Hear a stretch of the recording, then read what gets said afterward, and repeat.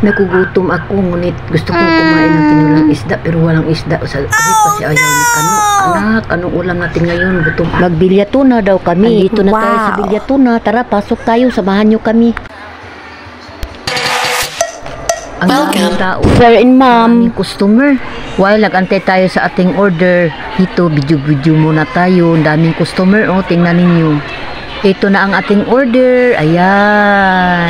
At ngayon ay kakain na tayo. Wow, ang init-init ng sabaw nila. At ang bango-bango, nangingibabaw. Ang bango at sarap. Ayan. Ito ang hanap ko. Mainit na sabaw na tinulang tuna. Matagal na akong hindi nakakain ng isda mula pa sa aming lugar. Ang nakarating ako dito sa Subico, ganun pa rin.